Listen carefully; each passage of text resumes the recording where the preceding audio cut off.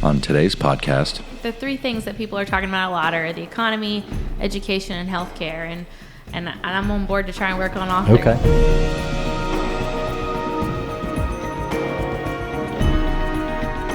The truth is, adding value will never go out of style.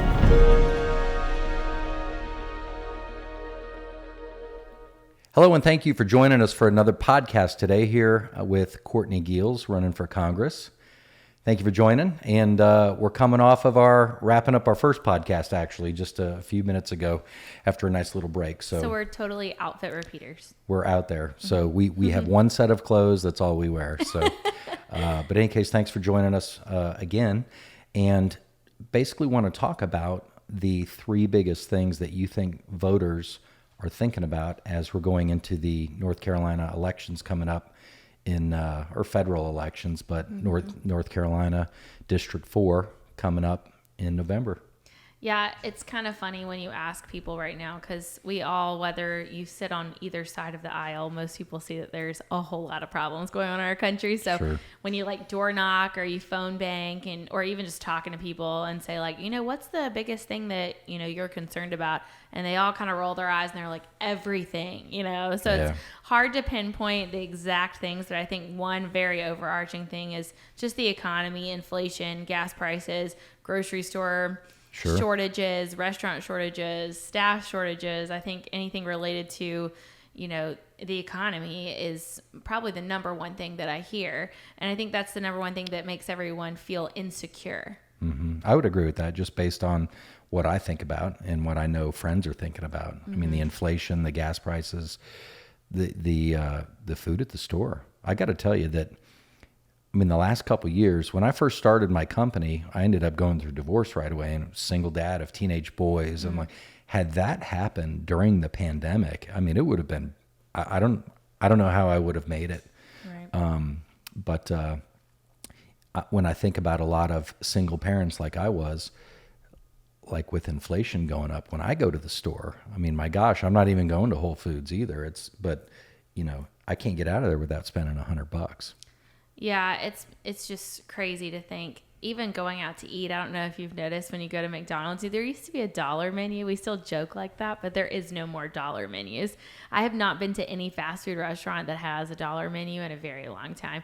And now anywhere I go, I'll get even just the quote value menu, and I'll get two things and a cup of water, and it's still $8. And you think, 10 wow, or $12 if you go to Chick-fil-A. Yeah, exactly. Chick-fil-A is about $12 about now. $10 to $12. Yeah. Where it used to be $6 to $8. Yeah, people, like that. push this. Well, let's increase the minimum wage. Well, you increase the minimum wage. Well, those prices just keep going up because Sure. the business owners still have to pay that, and then they have to pay for the food prices going up, and it just increases, which is the definition of inflation. It's just the value of the dollar is just going down. Sure. So yeah, you can pay people $15 an hour, but is that going to solve the problem of the people getting the $15 an hour, being able to pay for housing, food, shelter? Not really. Well, the government has to stop spending money they don't have. We're $30 trillion in debt, essentially. Yeah. And here's the other thing. It's not really, it's just the government's out of control. And it's not necessarily, from my view, a Republican or Democrat thing. It's a financially irresponsible politician, Right. financially irresponsible bureaucrats. When you say what you want about the Clintons, but from what I can remember, we were under $500 million in budget or debt, Wow, if I'm not good old mistaken. days. And then George Bush added $4 trillion in debt. And I remember Obama going around talking junk about George Bush adding $4 trillion in debt, saying we open up a bank credit card from the Bank of China. Then he turned around and added 8 to 10. That's exactly how people need to think of it, is it's a credit card. So people say, oh, well, I need this from the government, or they should pay for this. They don't have any It's money. Okay, well, they're just swiping the credit card. Nobody's paying it. You bought a TV over there at Costco, but you don't have any money to pay for the credit card. So how do we bankrupt America? How do we say, oh, we're bankrupt, we need to stop?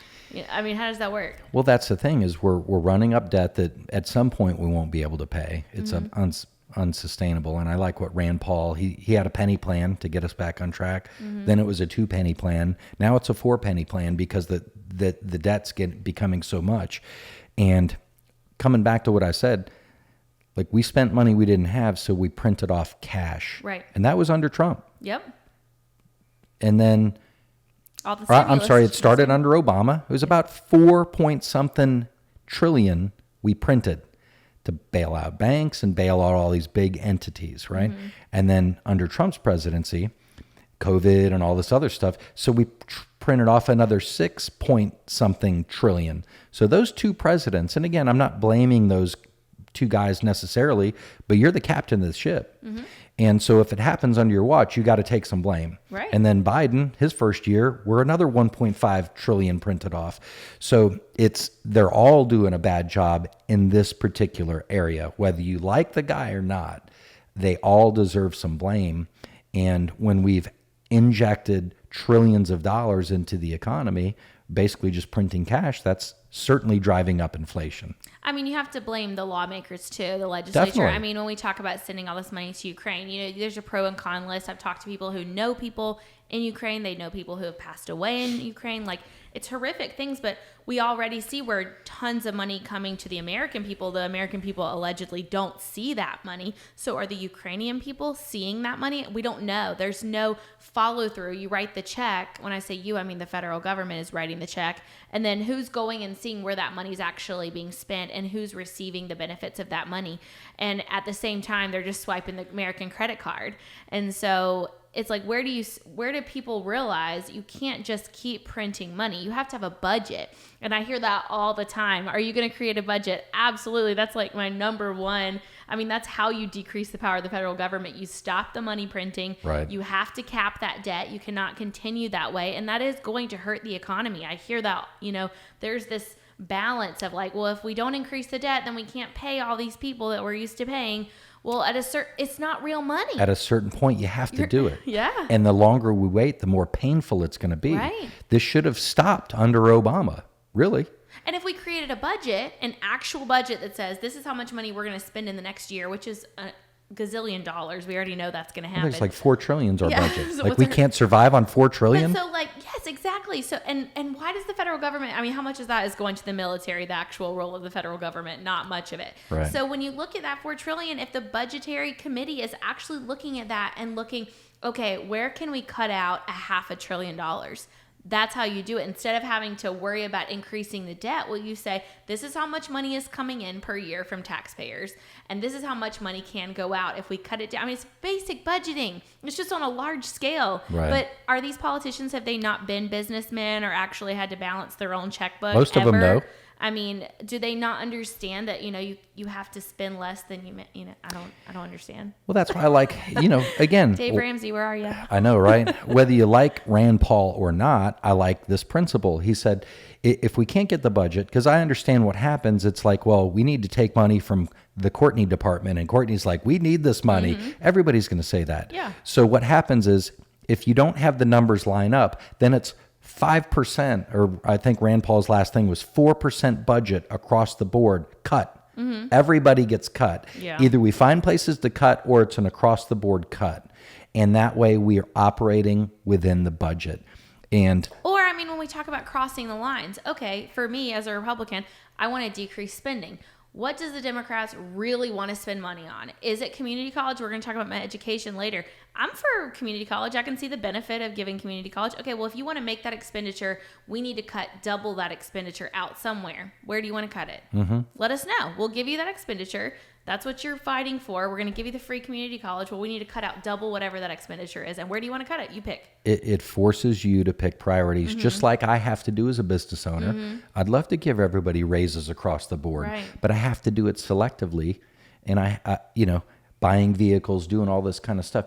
I can't just spend money that I don't have. Right. And the problem is the government can, because they're printing the cash. Right. And that's got us in a big jam. But it's actually harming the lower income person. Definitely. I've been saying this for the past few months that, I mean, praise God I'm in the position I'm in, but my husband started his business 1.5 years ago and it's thriving.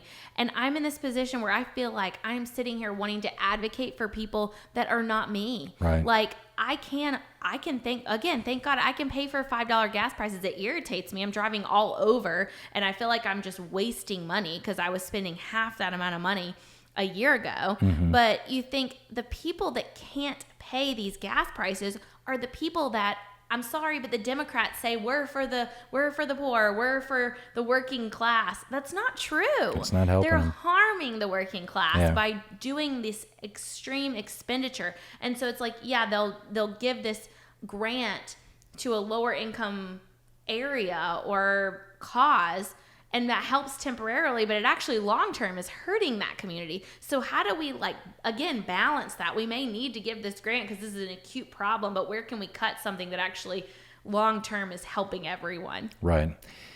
You know, the spending is hurting everybody. And to your point, some people are better positioned to deal with it. You know, me spending an extra $20 at the grocery store a week, it's not going to break me. You know, I'm going to be okay. But had this happen 10 years ago when I was a single parent battling to start a company and this and that, it would have been extremely painful. Yeah. I mean, I grew up with parents that were, I mean, it was paycheck to paycheck.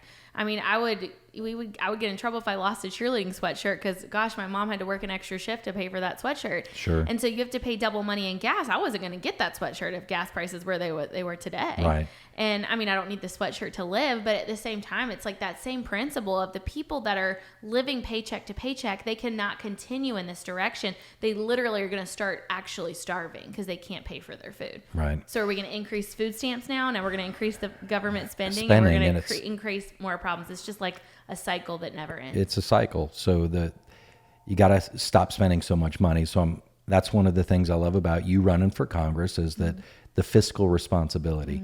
To me, that's probably one of my number one, if not my number one things. And then there's a lot that goes into the economy. We've talked a lot about inflation and gas prices. What are your thoughts on gas prices? Well, I mean, it's an obvious, noticeable difference that we're paying in gas prices right now. And I would say, you know, however we want to say how that's been caused, we've seen since Biden took office, it hasn't been just the war on Ukraine. It just jumped up. It's been a steady increase since he took office. And we see this Green New Deal policy and we see the process of implementing the Green New Deal and we see gas prices going up because they don't want fossil fuels. So there's a trend, no matter what the regulations they're in placing, something is happening in our current administration fiscally related to gas and energy that is harming, again, that lower income person that has to get to work and put gas in their car. Right. This is definitely, and I don't want to steal the podcast here, this is a hot spot for me because go.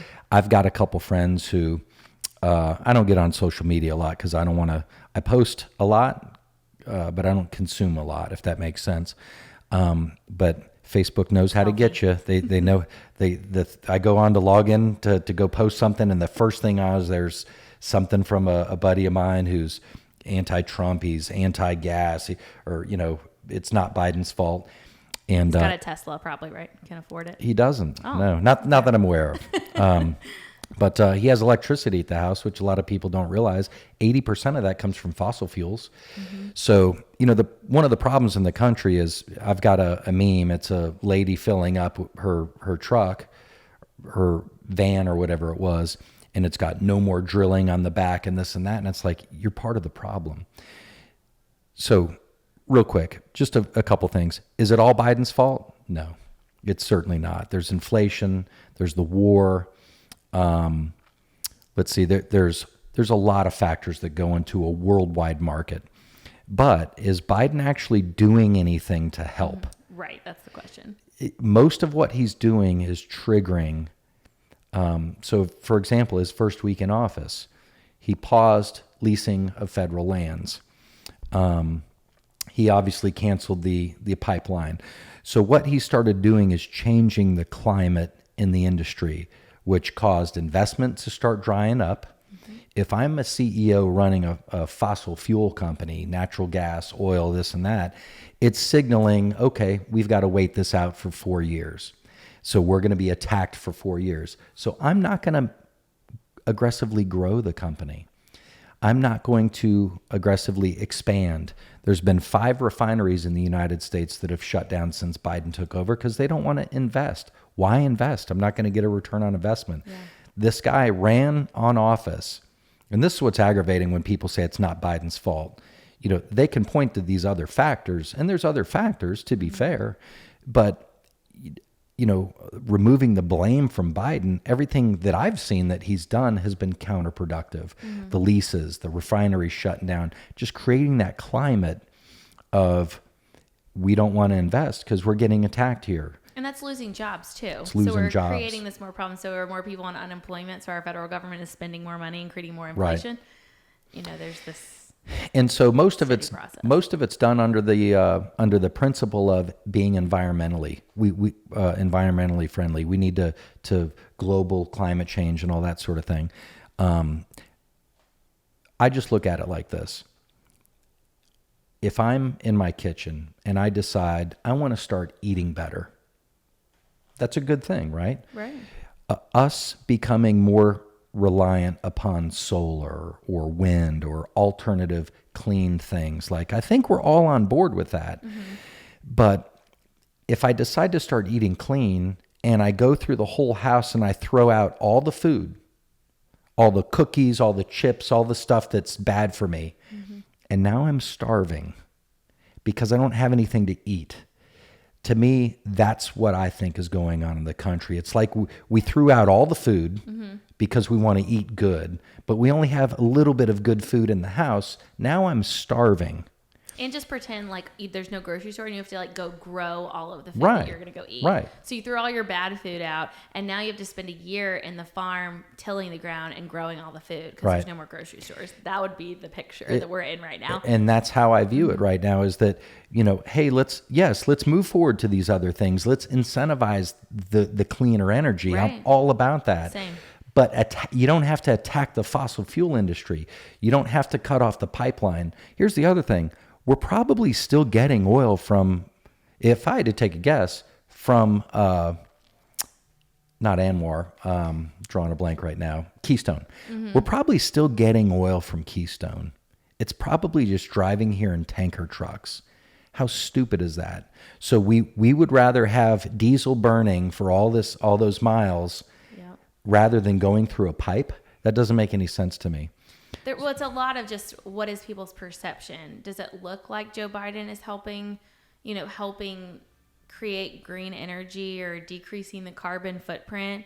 I was talking to someone recently that just is in the oil industry, and he was just talking about the transport of oil, just like you're talking about on the ground, but also through the ocean. When we have to get it from Russia or the Middle East, it's got to go over the ocean. And when there's leaks, we're harming the sea life, Right. We're harming birds, we're harming our water sources. There's all of this contamination when we have to transport oil in a long distance kind of way. And, we had touched on importing and exporting, why not try and keep it all in house? Well, so that's the other thing. And one of maybe a future podcast, you're going to reach out to a friend who's in the industry. Yeah.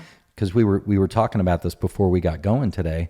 And we're in 2021, the United States was still a net exporter. I was looking over the data over the weekend, getting ready for this, because I just want to know. I don't, of course, this is going to be a Republican talking point, and they're going to bash Joe Biden for this and the Democrats and this and that. But how do you fix it? But they've brought a lot of stuff on themselves. Right. But I always want to try to be fair. I want to be an umpire. I just want to call balls and strikes. I don't care. I don't care who's at bat, right? Yeah. And so when I look at the United States, we were looking this over, the United States became a net exporter, according to Google, get my source, November of 2019. And that was after Trump came in and he ramped up our ability. And he had a massive year in terms of what we produced in 2020. And then Joe Biden took office, because I had a friend of mine saying, Joe Biden's first year blew away any year Donald Trump had, and that wasn't true. Joe Biden's first year blew away, Donald Trump's first year. So first year versus first year, yes, but there's you got to give context. So Trump did this. So when Trump's last year in office, Biden's first year dropped by 20% from Trump's previous year. Right. So it's easy to pick and choose what demographic you want to talk about. Well, statistics can tell you whatever you want. Exactly. And I'll wrap up. I want to let you talk about this, but basically what happened is 2021, which was Biden's first year, first 11 months, and he came in within the first week. He paused all the leasing. He did a bunch of executive orders to essentially counteract what Trump had done to deregulate things without going into lots of detail. And then states started suing them, which caused that executive order to be paused. And so Biden really didn't get his way 100% year one, and it still affected us 20% in production in 2021. That's just the fact, looking at the data from the Department of Energy. Right. So it is what it is. And the rhetoric, we're going to ban drilling, we're going to ban offshore drilling, all that rhetoric, canceling the pipeline, they lost about $1 billion. They lost billions of dollars on that pipeline getting canceled, that oil company. So how eager do you think that oil company is to go and make investments now? Right. We're not incentivizing innovation. The current administration is creating a climate where, forgive my language, but if I'm an executive, I'm doing that right there. Like, I'm going to sit back, and then those same friends I have that probably voted, well, I know they voted for Biden if they went, which I think these two did. But those same guys will sit there and say, 20 minutes already, those same guys will sit there and say that, these oil companies are making all this money. Of course they are. They're not reinvesting. If I'm a business owner and I stop reinvesting in my business, my P&L shoots up. That's how it works. Yeah. So it's not the oil companies doing something wrong. It's they're responding to the administration, the environment that's being created. So, there's context. Right. It's not always black and white. It's usually this guy's saying this and this guy's saying this, and the truth is somewhere in the middle. And that's why I like to take the time to have the conversations with people that I don't agree with, or people that have an opposing view. Matter of fact, I'm hoping we get in some disagreements on air, although it's been pretty smooth so far. But at the end of the day, I think that's healthy. We need to be able to have conversations and disagree and still respect each other. And you know what? We might both be right sometimes. I think even just talking about this energy companies that are already doing this stuff, like you think prior to, this specific Green New Deal, I was talking to a guy who just retired from Duke Energy, which is a big energy production source here in North Carolina. And he was saying that Duke Energy was already innovating and already moving toward green energy. And that was actually what he wanted as an energy guy. Right. His whole thought process is, yes, we need to move towards wind, solar, water, everything that's more environmentally friendly. And they're already doing that. So why not let the free market push that? Because it was already doing that. But now our government's coming in and kind of like laying down the law where it's like, oh, no, we're going to make it go faster. And he said literally that you cannot do it quickly. It's impossible to do it well quickly. So when they talk about this year 2050, they need to have a plan from now to 2050, and it can't be cold turkey cut out fossil fuels right now. It's going to be fossil fuels for an extended period of time. Right. So why are we choking our own natural resources? Let's aggressively move towards replacement. Right. Rather than just throwing everything out of the kitchen, go shopping. Yeah. Get some food in the house before you get rid of the cookies. Right. So it seems pretty simple. It just seems like we're moving in the right direction, which is a good direction. We're doing it too rapidly in a way that's not very common sense, and in a way that's a little too extreme. Right. Too quickly. Just like I've talked about historically that the federal government, everything's supposed to move gradually in America. We're supposed to see slow changes. And when you legislate this stuff instead of executive orders, the legislative branch naturally just moves slower than we even want it to. Well, but there's intentionality there. Yeah. So that's our number one. And we could talk a lot about the economy and dive in a bunch of different areas, but the SD card only has so much room. So going into number two, what do we got? Yeah, I'd say for people, I just hear a lot of talk about education and in so many different areas. I hear people talk about public schools and charter schools and the pros and cons between those two. And, this is actually more of a state issue when we talk about education. It's not supposed to be a national issue, but we have the Department of Education. So as a federal candidate, I am going to be somewhat involved in education. There's a whole department for it, actually. Wow. Department of Education and Labor. Yeah. So is it labor and education? Yeah. I'd love to see payroll for something like that. Right. Well, we already know the Congress payroll, but there's underlying things that are going on that we need to get rid of too. Yeah, that's for sure. But as far as education, I think that we have multiple topics. We have bad testing scores, which some would attribute to COVID precautions and kids having to do school from home. But then, there's the debate of, do we just keep pushing kids along to different grades that they're not actually meeting the test scores at their next grade? So we're actually harming them by not actually teaching them everything they needed to learn in 3rd grade or 6th grade or whatever grade they almost missed pretty much due to COVID. And so those are things that at a federal level, I'm not going to be able to look at super closely. That's a state thing, but the federal level is funding a lot of this stuff. So the federal level has sent a lot of grants to the states in millions of dollars, and they all have little stipulations to say, oh, you have to keep masking, or, oh, you have to have vaccination centers, or, there's these things that are attached to these education grants. So if you want this money for your school, you got to make your kid wear a mask kind of thing, or you have to enforce a mask mandate. Yeah. So there's things like that are stipulations to get the money. Yeah, and I think even when we think about, there was another topic you and I had talked about where we were just talking about, why doesn't the federal government just give a grant for this? I think it was mental health care we were talking about at one point with, we don't want to have to say from the federal level what it has to exactly be spent on and how. Why don't we just give it to the states or even the local level to allocate those funds? Well, unfortunately, if one, say, administration decides we are just going to allocate $10 million a year to North Carolina public schools, or even not even public schools, they just say, hey, this was to get education to help North Carolina, just dispose of it the way you will. The problem there is if the next administration comes through, they say, oh, well, we're going to take away that funding if you don't do X, Y, and Z, which is kind of what we're seeing right now. And I think that you can do some good with that. You can push things along that are good, but then you ask the question related to worldview of what is good. And to one person, do they want that string attached? And to another person, do they want that string attached? Or do you disagree on these items? Well, we don't want the federal government deciding how things are going to be done. They're just supposed to be assisting the state in the ways that they need assistance.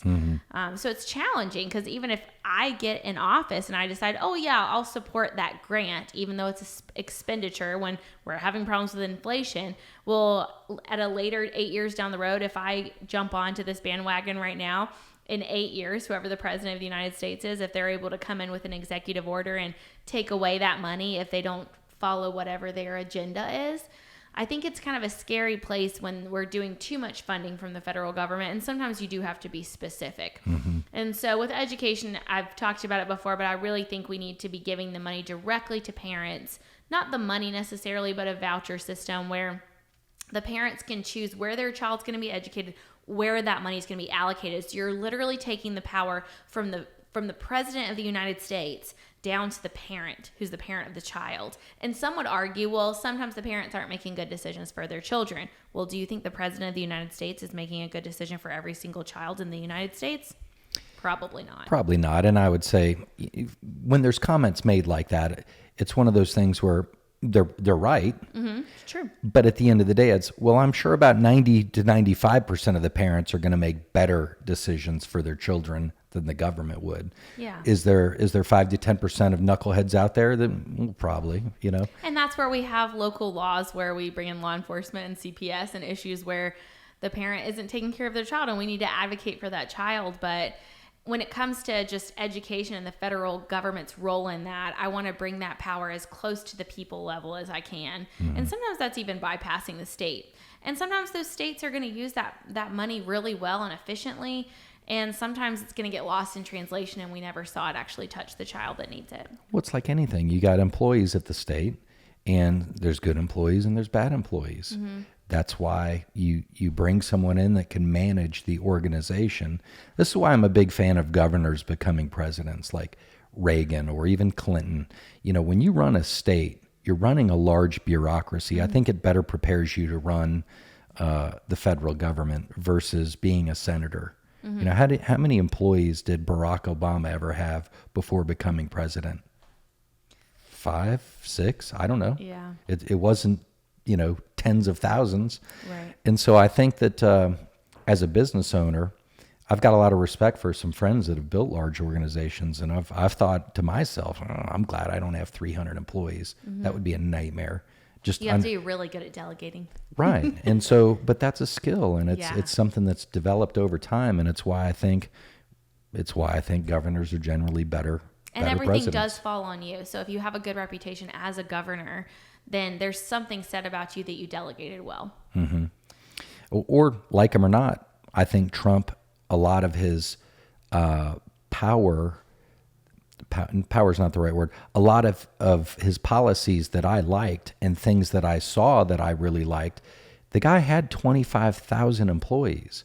You can call Trump an idiot. You can, say whatever you want about Trump. You don't have 25,000 employees by being an idiot.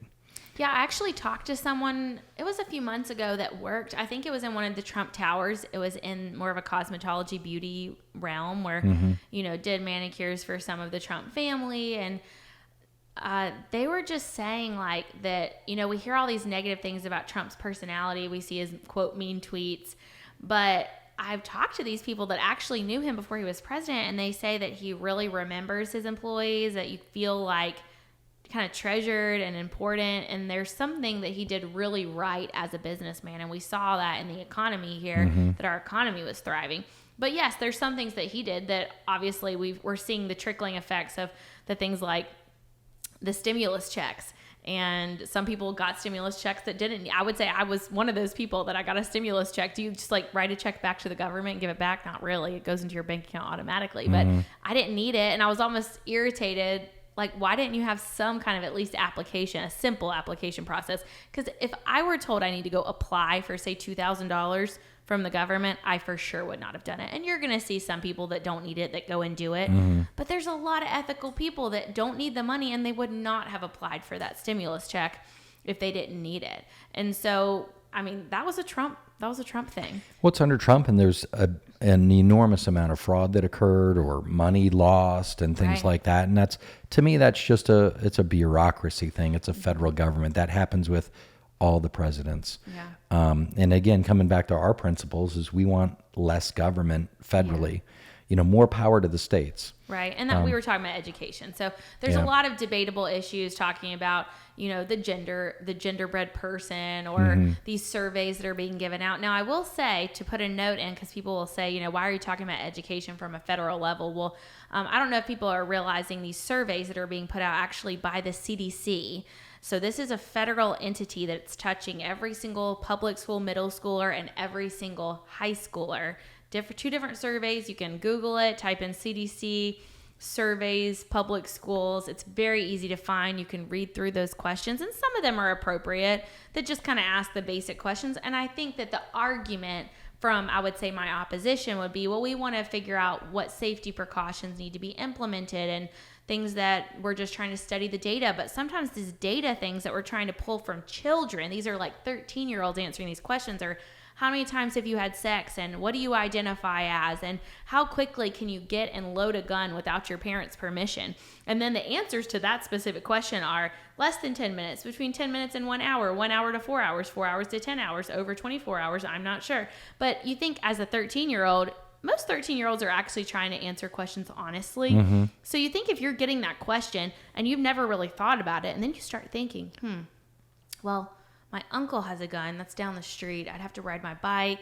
That would take probably 30 minutes. They actually start thinking through that. Well, now you've implanted an idea in their head. So then they're getting bullied over and over and over and over and over again by a certain person. And now we wonder why a kid comes in and shoots up the school. Well, one side would argue, well, we're just trying to assess that need. Well, are you going to use that data to take away our Second Amendment rights because you're trying to protect children? Or are you actually just, like, what's the point of that question? And where are we going with that data point? Because we're implanting a lot of ideas in children's head that are inappropriate. Yeah. Well, there's so many agendas that are at work constantly that I can't see where that's applicable. I think growing up, I know people that had shotguns hanging on the rack of their truck at high school. Like literally in the parking lot. Looking back, this was pretty stupid. Like someone could break the glass, just grab the gun. Like I would never leave my gun just out like that. Right. So in hindsight, it's pretty stupid. But I think the argument from the pro 2A person would be, well, if everybody kind of has a shotgun in their truck, you're probably not going to grab the shotgun and try and do something because somebody over here is going to grab the shotgun and do something to you. But potentially. But it's one of those things that's, I don't know. I would love to hear someone that's advocating for that. I would love to know what they're saying about that. About what they're saying about that time in history where we did have shotguns in the back of our cars. No, I would love to know what so someone who wants to ask a 13-year-old that question, there's really two things I could think of. And there's the surface thing, which is, well, we just want to see if we need to, educate parents, or we need to see if these children are not safe or something along those lines. And the more concerning thing for me as a Pro 2A guy is that this is just one more little feather in the cap to try to come after people's guns. Right. Which is and here's the thing. The government doesn't want to get rid of guns, and I don't want to hijack the topic. Government doesn't want to get rid of the guns. They want a monopoly on the guns. Mm-hmm. Never forget that. But I think it's all interrelated. That's what frustrates me sometimes when people want to let's just talk about the border. Well, the border's not an isolated issue. That talks about sex trafficking. It talks about drug trafficking. It talks about crime that we can't control within national multiple security states, national security issues, people dying at the border, people that are, human rights advocates we're seeing people that are just living in awful situations because of the way this is being done. There's so many different topics. And then you talk about guns. Okay, well, if we took away all of the guns in America, but we have an open border, well, guess what? The guns are just going to come through illegally. And so only criminals are going to have the guns. The cartels would love for the United States to get rid of guns, because then it just create a whole new $1 billion black market. Right. So then do you argue, and I'm not making this argument, I'm playing devil's advocate, mm-hmm. but then do you argue with, say, my Democrat opponent, okay, well, do I make the negotiation? Okay, you close the border and you get to take away guns? Well, they're never going to close the border. They're never going to agree to that. And so, I would never make that negotiation, but I'm just saying, there's so many of these arguments where I say, okay, if you get this, I get this, because that follows your thought process. But the problem is there's so many of these interrelated topics that we've gotten so disunified as a country because they're so interconnected that when I say I am pro border control, people automatically think that I'm pro-life because it all goes together. And I think that there's some truth to all of that, because when you look at things as a whole, they usually boil down to that thing that I always talk about, the worldview issue of why do I think what I think? And I think it all boils down to, I think people are ultimately selfish and we need a lot of checks and balances on government and humans. It's interesting. I just want solutions. So right. the one thing I'll talk about, because we might have to do a podcast on the border. Right. We might have to do a podcast on guns. But abortion. But yeah. Popular one now. Yeah, it's definitely popular right now, or unpopular for some. But at the end of the day, when it comes to the border, the thing that I always, let's just say AOC, for example. Mm-hmm. She's a congresswoman. And Democrats, generally speaking, they want the open border. From a 50,000-foot view, what I think of when I see that, and I don't want an open border, that doesn't mean I don't want immigration. Right. Listen, immigrants are some of the greatest people I've ever met. Right. Immigrants Very are some of the hardworking. best workers. Mm-hmm. Generally speaking, they love this country, which I'm a big fan of. I would trade out a bunch of immigrants for a lot of Americans I know. And that's true. Yeah. But I want a border for a number of reasons. Now, somebody like AOC, or a lot of Democrats, I would say, they basically ignore laws on the books. AOC, it's your job to make the laws. Right. So if you want an open border, have you created legislation to propose new laws? Mm-hmm. Instead of just shouting about it in the streets. You haven't. So you're not doing your job. Mm-hmm. It's the president's job to enforce your laws, AOC. So I can't pick and choose the laws that I want to follow as a citizen. Why would politicians pick and choose which laws they should be able to follow and enforce? If you want to change the laws, change the laws. You're in Congress. Mm-hmm. But if you're not changing the laws, then you're not doing your fucking job. Mm-hmm. Making $175,000 a year. And that's where, when I look at that scenario, that's the first thing I think of, is the people ignoring the laws and bitching and complaining and demonizing people that want a border. Change the laws. It's your job. Right. So if you really believe that, change the laws, or at least propose the laws. And unfortunately, we've lost those checks and balances. We see judicial branch making the laws out of a lot of cases. We see the president trying to make laws, but we don't see Congress making a lot of laws. And when they do make laws, they put like 50 different things in one law that has nothing to do with each other. Right. So, I mean, my husband jokes that I should make a law that all laws can only be 5 pages long, so we all know what's in them. I kind of like that idea. Or just itemize it, make it one thing. You know, and to your point, that's, again, we can complain all day. You know, complaints without solutions, just belly aching, right? Yeah. It's not productive. Right. And you're bringing solutions to the table, but the fact that you got to stuff all these different laws into, and the other thing is, when you're a congressperson, you get demonized for something. Well, he didn't support the troops. Well, because it was one out of 84 things that was in the bill that, you know, the troops get new Kevlar or something. Right. And now you're not supporting the troops because you didn't want to fund abortions we see that or all something. the time, right? You know, and so it's really ridiculous. And I just think that, I don't know, I think we need to reboot the whole thing, but that's just, It's going to take some time. we're getting off track here. You get me all pissed off. And so it's easy to get off track thinking about all this stuff, but to have a full conversation, it's like we'd have to really deep dive into each topic. But And we may do that later. and we may do that later. We reserve the right to do that later. And here's the other thing: we reserve the right to fine tune our position. You know, we're thinking on the spot doing a podcast. And the one thing I'll actually give you a lot of credit for, Courtney, I can't tell you how many people would not get in here and get in front of a microphone and talk about their views, talk about positions. You know, I was just talking about AOC. She would not come in here and sit down there. Not that I'm somebody. She wouldn't go on the Joe Rogan show, I bet. She wouldn't go onto anywhere that's going to challenge her on her Green New Deal that would have bankrupted the world. That's one of her bills she's actually done. You know, it would have literally bankrupted the world. Yeah. So when she was out there on CNN, even CNN was like beating her up like, this is it's not realistic. Yeah. So I give you a lot of credit for coming in here. Oh, I'd love to go on CNN. They probably won't have me because then they're going to give me some question that they're like, oh, she had a good answer and it doesn't align with our narrative. Yeah, so cut that out. Right. And so we've got number one was the three biggest things. We got number one was the economy. And we got Education. education. Number two is education. Did we go down a rabbit hole? We went down a rabbit hole. It was Yeah. a lot of that swollen federal government. Okay. Repeat. You know? Right. Right. The third thing that I would say is related to healthcare, which we can talk a lot about swollen federal government with that as Right. well. But we already have a huge, governmental healthcare system, Medicare and Medicaid.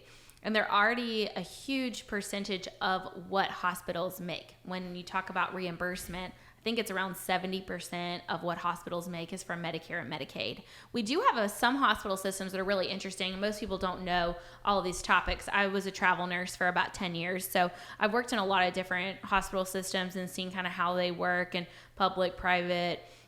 There's one in California. Well, it's actually in multiple states, but a lot in California called Kaiser. I'm not sure if we have any Kaisers in. Kaiser Permanente? Yeah. Do we have any in North Carolina? No, I'm from California and Arizona originally, so I guess that's why that sticks out. Yeah, and some people will talk negatively about it, and I've never been a patient at Kaiser, nor have I don't think I've even worked for a Kaiser, but I went out to do a contract that was more of a prep kind of contract. So it was like 2 days with a Kaiser group in Northern California, and I got to talk to one of the ER managers because my background is ER, and so we're sitting there just talking about how, I don't know how we got on the subject, but it was related to finances, and as a contractor, you're constantly talking about what you're going to get paid, so I think that's probably where we got the conversation going.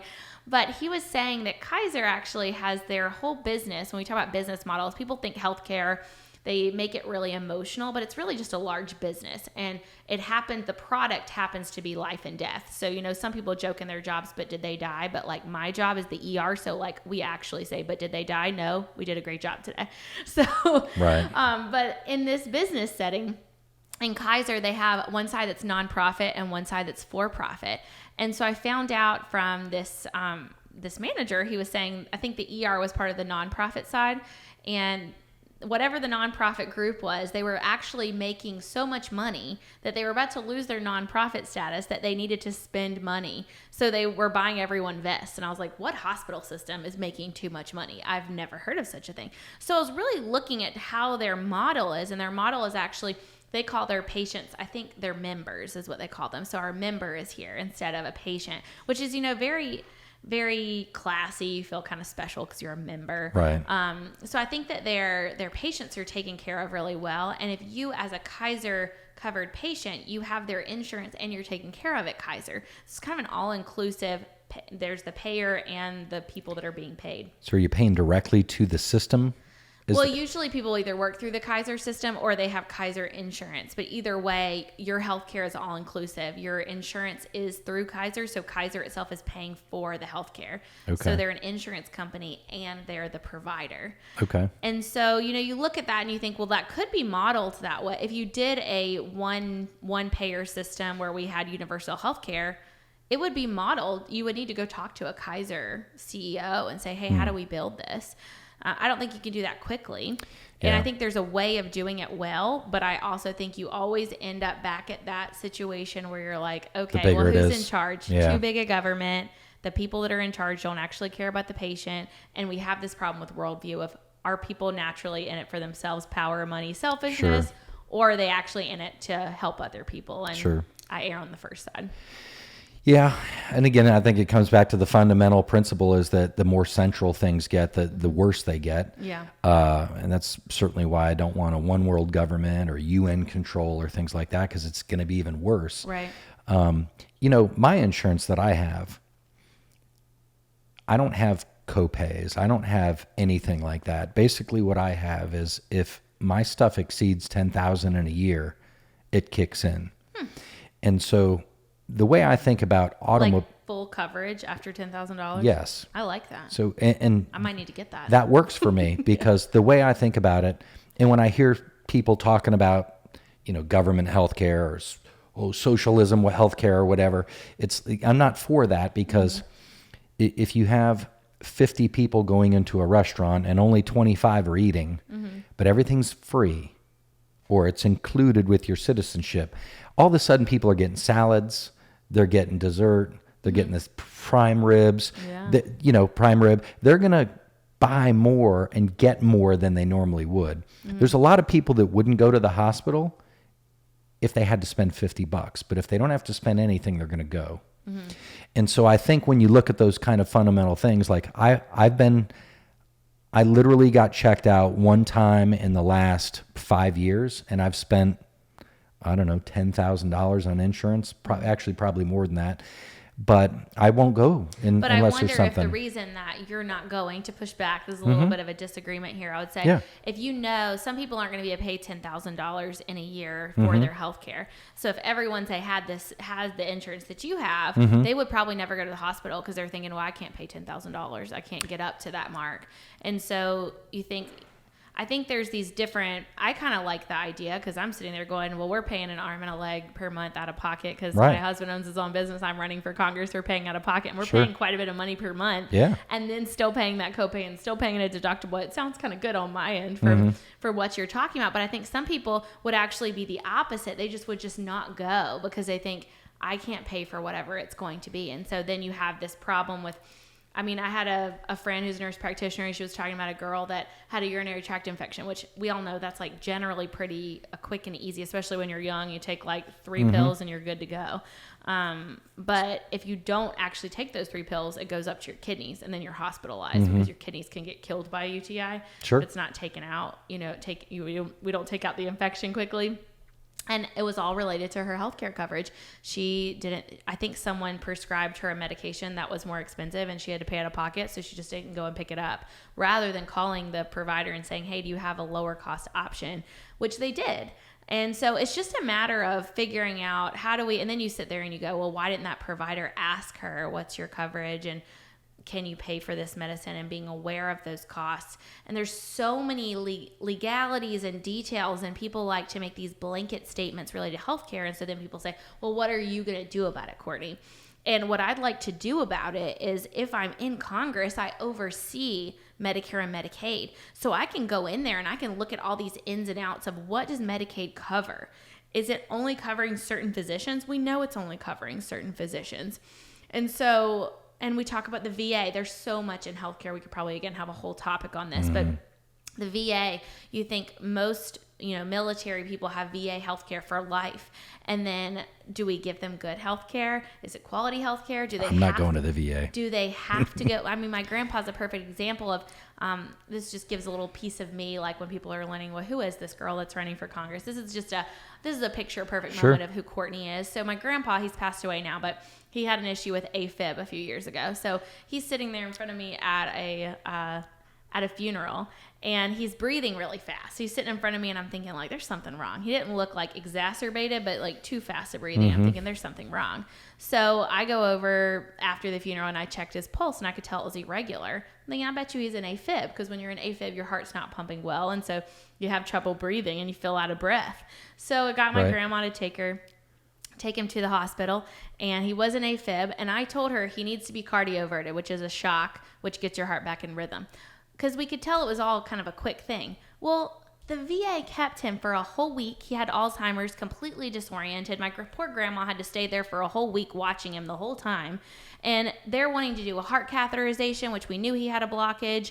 And you think, he didn't need a heart catheterization. We already knew they couldn't fix the blockage. He needed a cardioversion. And guess what they did? They cathed him. They couldn't do anything about it. And then they sent him home on a blood thinner to have an outpatient cardioversion after keeping him in the hospital for a week. And that is governmental health care for you. So when you think, what's going to happen if everybody's under a one-payer system? You're going to have this just useless healthcare that's like a waste. Like my grandpa it wasn't good for him. It wasn't good monetarily for our government paying for it. It was just not quality healthcare. So how do we fix that? I hear a lot of people that are covered under the VA, they just want to go where they want to go. If we want to give our military good health coverage, give them the health coverage and let them go where they want to go. I agree 100%. As a veteran, I would not go to a VA. I just wouldn't go. Yeah.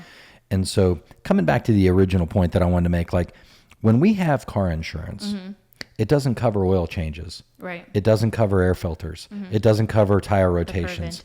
That's how I view health insurance, is it covers something major. Same thing with a house. When you have homeowners insurance, it doesn't include a new refrigerator. It doesn't include the air conditioning going out. It covers when there's hail damage. It covers a tornado hitting the house or massive floods. So I think healthcare is generally more expensive when you try to include the refrigerator and the AC unit. Of course, it's going to be more expensive. So I think if we just change the way we looked at it to where I think I agree with what you said earlier. Some people aren't going to go, but that's personal responsibility. That's up to you, Jethro. I can just tell you it doesn't work in the healthcare system, what you're saying. So preventative care prevents all of the, just like you said, if you get your tires rotated, you're not going to have a blowout, on the highway or, these different things that you do to prevent these horrible things happening to your car or whatnot. Well, that's the problem with healthcare is people are scared of the doctor. They're scared of finding out they have leukemia. They're scared of this or that. I think actually creating like an incentivized program where and there are a lot of these with insurance plans now, like if you can prove that you're walking a certain amount of time per week, if you can say that you go to the doctor, you do let's say we add that mental health care checkup. We have a mental health care checkup, you have a physical checkup, and you have 2 dentist cleanings. If those are all free, and you comply with doing all of that stuff, and then you comply, like if there's a lot of compliance incentive. So compliance is a huge problem in the healthcare field because you have people who are very sick that if they just took that $4 medication that they pay $4 per month, they would never be in the hospital. But they'll run out of their $4 medication. They'll go 3 days without that blood pressure medicine, and now they're in the hospital for a week with a stroke that really put them down, or kidneys that are now failing, and we had to do acute dialysis. There's all these problems that are major problems if you don't do preventative care, and we already have a problem with non-compliance. Well, it sounds like we need some incentive for preventative care. Right. But I don't know. I'm real big on personal responsibility. I mean, I like your idea, but if I don't file my taxes on time, I get penalized. And I've been penalized before for not filing my corporate taxes on time. I was owed money, and I didn't know you pay a fine monthly if you don't file your corporation tax. So I found that out when I filed late, and that sucked. And I paid the fine. And so guess what I never do now is I never file my corporate taxes late. Yeah. And so I don't know. I just, that's probably a deeper conversation that. Well, I think we go into crime problems. So, like, I think as the government, I think you and I having this conversation, it's great. But then you think, okay, if you're actually ahead of all of these problems, I mean, there's so many we could talk about. We talked about 3. But if you're over all these problems and you're having to decrease crime, we have to figure out what's causing the crime. And usually it's trauma and reactionary things that people are having. So if we make people responsible for their health care and they're not responsible, and then their brother dies because they didn't go to their dialysis, and we told them, sorry, you didn't go to your dialysis, and then they die, well, now younger brother over here goes and like shoots up the hospital. So I mean, I'm just saying that's just kind of how problems happen. So we have to figure out, and I think it's funny like hearing your response, because my husband says like the same stuff, like people just need to do what they're supposed to do. And unfortunately, they just don't. And as people who are trying to keep up with safety and people who are trying to just keep the peace, I would say, the government, you have to figure out what's that balance of expenditure and keeping the peace. Yeah. And again, I'm open to fine tuning it. Yeah. But I think the general principle, it works for auto, it works for homeowners. Insurance is not a right. Yeah, no, I hear you. So regardless of what people think or say about that, it's not in the Constitution that you get health insurance. And it may be that when we cover the preventative care, people just think, oh, well, it's free, kind of your thought process. Well, if it's free, they just don't do it. But there's a lot of principles in there that could be mixed around. And I think that's why you do need a healthcare person to be up there in managing these policies with Medicare and Medicaid and figuring out what actually works and what does incentivize and what doesn't work and causes more problems. I agree with that. I just think if I were in your position, you'll probably do something like this is no matter what we're talking about, whether it's education or healthcare system, because I don't go to the doctor. I don't know healthcare very well. But if I was in your position, I would want to talk to 20 nurses on the front line. I would want to talk to 20 hospital administrators. I would want to talk to 20 CEOs of hospitals.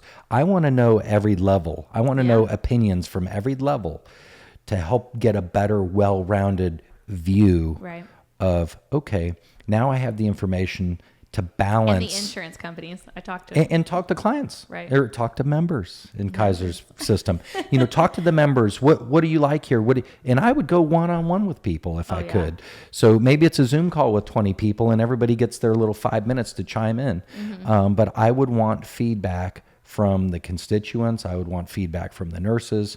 And that's what I do at the company is I want feedback from sales, admin, and installers, and maybe we and even customers. Put that video on air where people can hear it because I would we love have that. transparency. I would love that. Yeah. Coming back to what we talked about before, not to jump. I'll go ahead and say it because I'm already halfway down the line. If I was Joe Biden, which I'm certainly not, and I want to make the case that I'm trying to get things going. Well, Joe, have you organized a meeting with the CEOs of these energy companies, these oil companies? Have you organized a meeting? We see you're over there begging for oil from the Saudis.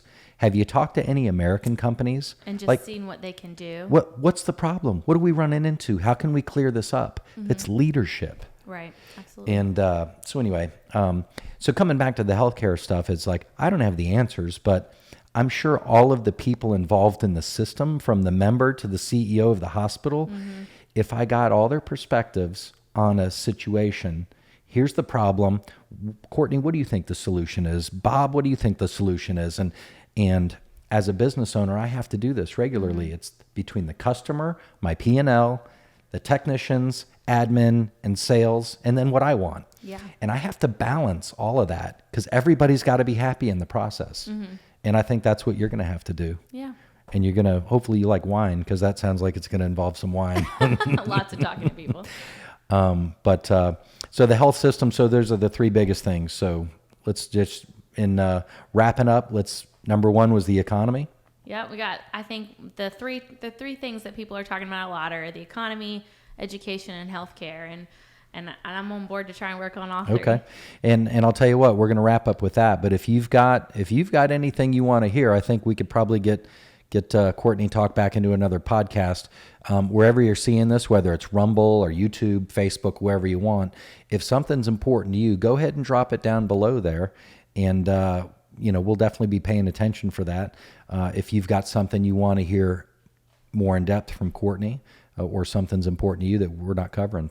Or feel free to reach out on my website and ask a question. That goes right to my email, actually. So CourtneyGeelsForCongress.com. And if you want to support Courtney, what are some of the ways they can support you? Yep, they can do it on the website. They can give financially or volunteer if you're local. And I'd love for people to just follow me on Twitter, Instagram, Facebook, share posts that you like, comment on them, let me know your thoughts. And Truth Social, you're on Getter as well? I got on Truth Social, but I haven't interacted Are you on the waiting too much list? with it. Okay. No, I did get in finally. Okay, all right. And then I'm on Getter, yeah. But Okay. those two, it's just... Just getting going. You're just also preaching to the choir. And I kind of like to talk to people who differ in opinion to me. I think iron sharpens iron, Well, good deal. Well, thanks for your time today, and thanks for joining us. Thank you, Courtney, for coming out. Have a great day.